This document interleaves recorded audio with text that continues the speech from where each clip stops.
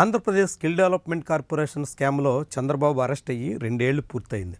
దాదాపు 300 కోట్ల రూపాయల అక్రమాలు జరిగాయనే అభియోగంతో ఆయన అరెస్ట్ కావడం, దాదాపు 50 రోజులు పైబడి రాజమండ్రి సెంట్రల్ జైల్లో రిమాండ్ ఖైదీగా కొనసాగడం, బెయిల్ మీద బయటకు రావడం అందరికీ తెలిసినటువంటి విషయాలు.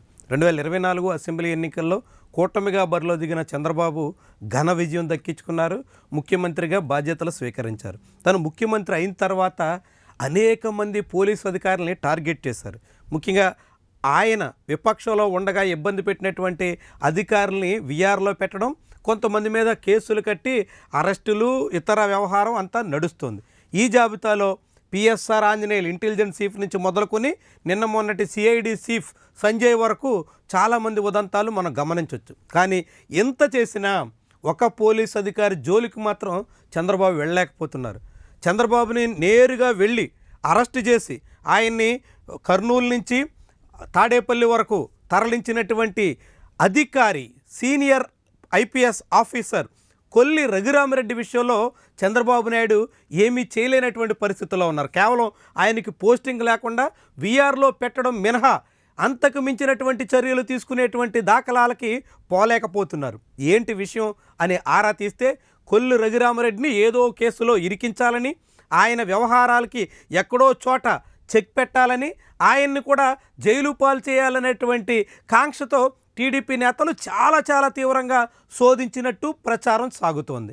గడిచిన ఏడాదిన్నర కాలంగా కొల్లి రఘురామిరెడ్డికి సంబంధించినటువంటి పాత వ్యవహారాలన్నీ వెలికి తీసి మరీ శోధించినట్టుగా చెప్పుకొస్తున్నారు. కానీ ఎంత పరిశీలించినా, ఎన్ని అంశాలని వెదికి చూసినా కొల్లి రఘురామిరెడ్డి ఎక్కడ ఏ అంశంలోనూ ప్రభుత్వానికి దొరకడానికి తగ్గట్టుగా తప్పులు చేసిన ఆనవాళ్లు లేకపోవడంతోనే ఆయన ఎప్పటికీ సేఫ్ జోన్లో ఉన్నారు అనే మాట వినిపిస్తోంది. వాస్తవానికి కొల్లి రఘురామిరెడ్డి డిఐజీ లెవెల్ అధికారిగా ఉన్నారు. కానీ అంతకుముందు ఆయన ఏఎస్పీగా, ఎస్పీగా పనిచేసినప్పటికి కూడా ఏ స్థాయిలో ఉన్నా చాలా నిక్కచ్చిగా ఉంటారనేటువంటి పేరుంది.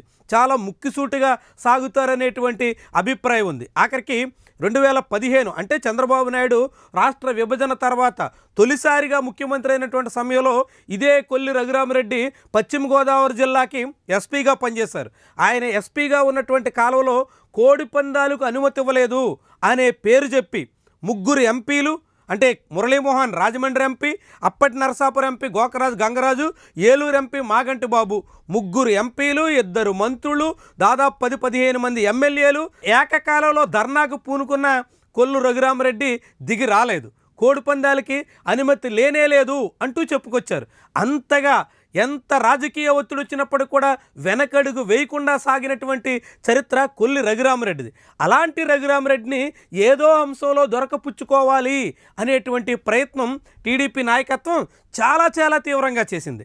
అయినప్పటికీ కొల్లి రఘురామిరెడ్డి సంబంధించినటువంటి లొసుగులు దొరకకపోవడంతో ఏం చేయలేక చేతులు ఎత్తేసినట్టుగా కనిపిస్తోంది. కేవలం ఆయన్ని వీఆర్లో పెట్టి పోస్టింగ్ లేకుండా వేధించడం మినహా ఆయన మీద ఇతర రకాలుగా అభియోగాలు మోపాలని, ఇతర కేసుల్లో ఇరికించాలని చేసిన ప్రయత్నాలేవి ఫలించలేదన్నట్టుగా కనిపిస్తోంది. వాస్తవానికి చంద్రబాబు నాయుడిని అరెస్టు చేసినప్పుడు కొల్లు రఘురామిరెడ్డి మీద చాలా దూకుడుగా వెళ్లే ప్రయత్నం చేశారు.